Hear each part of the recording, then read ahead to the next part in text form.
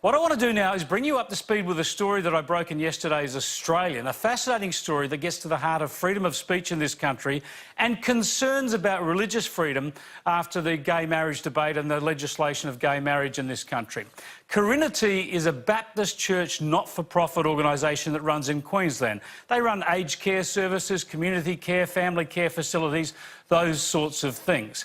During the gay marriage debate last year, September the 29th last year, their CEO, John Campbell, sent out an email to all staff about the gay marriage debate around the plebiscite. Let's have a look at this email because it's the subject matter of this whole issue. Now, John Campbell says to all his staff, a disturbing feature of the debate is the labelling of commentary, which supports a no voice as bigoted, hateful or homophobic. Such labelling is emotional manipulation designed to intimidate and silence debate. He goes on to say that in the interests of preserving freedom of speech and inclusivity, both sides should be respectful of each other in this debate, but free to voice their views without being labelled as a hater. And he said that as other CEOs have made their position clear through the media, you'll remember lots of big CEOs promoting the yes voice, the yes vote for the plebiscite. He says that he then is happy to share this information with his staff, flaws in the Yes campaign, which he thinks need to be considered. He says the change proposed by the Yes campaign on the basis of fairness and equality does not stack up. He says everyone in our society should be loved and respected, but there are differences in society which should also be respected, and everyone does not need to be the same to be equal. Now, there you go. That's his case to all his staff, making out a case to vote no in the gay marriage plebiscite. Fair enough, you might think. He makes the point that there are a lot of CEOs making the opposite case publicly. But one staff member, a 25-year-old lesbian home and family advisor, staffer, took exception to this. And she wrote an email back to John Campbell complaining about his all-staff email. Now, let's have a look at some of that email. She says that to make me feel devalued to the point of feeling like a second-class citizen while being singled out due to my sexuality is not a way I ever thought I would feel at my own workplace. As an out and proud member of the minority group who actively advocates for equality and social justice in all things, I find it repulsive when the ideas and agenda of a group reached in a stereotypical fashion are seen to be legitimate. She goes on to say, I personally feel victimised by this email and am both saddened and ashamed to work for a leader who would write such hateful, demeaning things which affect both my rights and my future. To make me feel devalued to the point of feeling like a second-class citizen while being singled out due to my sexuality is not a way I ever thought I would feel at my own workplace. Now, there you go. All-staff email, the response there from one of the workers. It caused a bit of a stir in the workplace. They had meetings, they had a few more complaints. They couldn't settle it down. This issue has gone to the Queensland Anti-Discrimination Commission. They looked at it very carefully, said there's no vilification here, there's no discrimination here. But they said there might be a case of indirect discrimination. So they've forwarded the matter now on to the Queensland Industrial Relations Commission, and there's going to be a hearing. Date not set yet, but this Carinity services, this Carinity not-for-profit church-based care group is going to have to front up at the Industrial Relations Commission to face charges or claims of indirect discrimination over this matter. I think it's quite outrageous. Here's what the church, the Queensland Baptist Church, says in response. They're saying they're going to contest this. They're confident that they'll win it. They say the email was sent in the context of debate in which many CEOs openly expressed their views on the marriage debate and actively encouraged their staff and customers to vote in a particular way. The actions of their CEO, John Campbell, were no different to the actions of many other CEOs with much higher profiles. The only difference was his advocacy for a no vote. So there you have it, in a nutshell. All those CEOs from Alan Joyce down who are out there publicly campaigning for the yes vote, they were able to do that. But this CEO of a church-based not-for-profit still feeling the legal consequences nearly a year later. Now, I thought a good person to talk to about this is the former Human Rights Commissioner, now Liberal MP, Tim Wilson. He joins me from Canberra. Thanks for joining us, Tim. Thanks, Chris. It's not my birthday, so you needn't wish me a happy birthday like all those other politicians. And, of course, go D's. It was a wonderful game on Friday night. You are a strong and loud Demon supporter, so congratulations. Great to see Melbourne up against the Hawks next week. It reminds me of their prelim final in 1987, but you wouldn't remember that. Now, let's get to this email. Let's start off with the staff email. Was it the right thing? Was the CEO within his rights to send out an email to all of his staff explaining his arguments for a no vote and encouraging them to think about that case? Well, I actually took the general view, which it wasn't wise for employers to engage in the public debate on this issue at the time, yes or no. But I think we need to put it into context. The organisation is actually a body established for a religious purpose.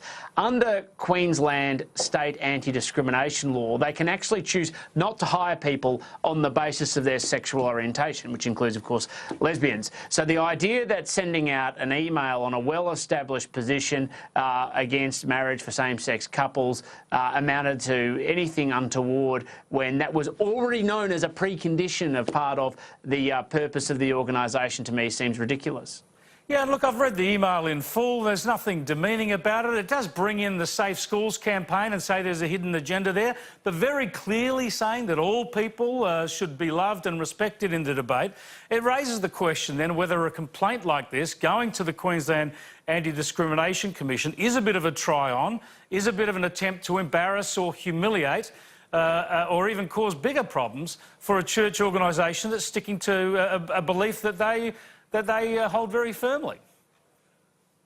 Well, and it shows you one of the problems that we do have with a lot of state-based anti-discrimination laws. To be fair, Queensland's isn't too bad.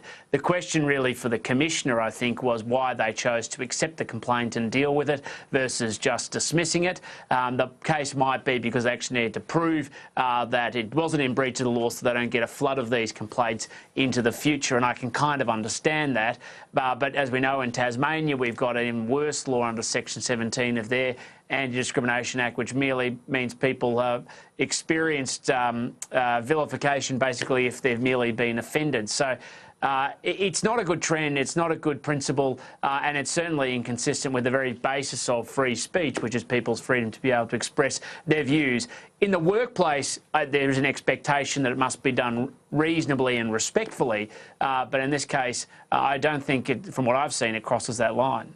Well, which is why the Commission should have thrown it out rather than shunting it on to the Industrial Relations Commission on this idea of indirect discrimination. Tell me how you can suffer from indirect discrimination. Well, that comes down to law, but it's ultimately if there's discrimination, not with the intention, but ultimately it ends up there. And, I mean, I need to come back again.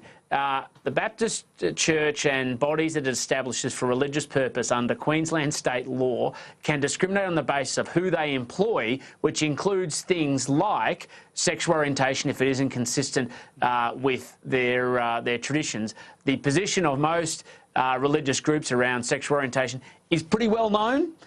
It's certainly not been subtle. It's kind of been around for hundreds, if not thousands of years.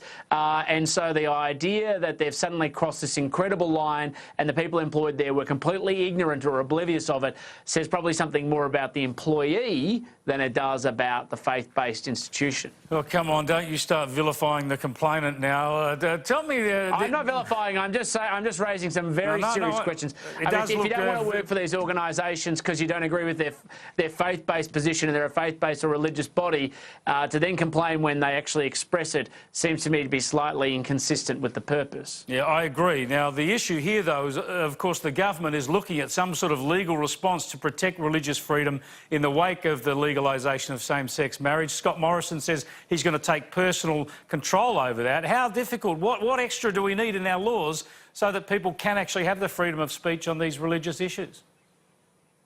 Well, the issues are principally at state law. They're not at federal law. Now, I think we've got to tread in this space extremely carefully because the only basis the Commonwealth could come and get involved in these laws, how they're designed, and if we're seeking to override them, would be if we used international treaties as the basis for our external affairs power. So it would be saying we're going to anchor our laws against the UN and what the United Nations thinks we should be doing as a way to override state laws we don't like, and invite, of course, with that, UN interpretations on laws. So I'm very cautious about this. I'll, of course, wait and see what the government's response is to this proposal, but I do think we need to act with extreme caution. In other words, doing nothing would be perhaps the best option here, right? We've got enough protections as it is.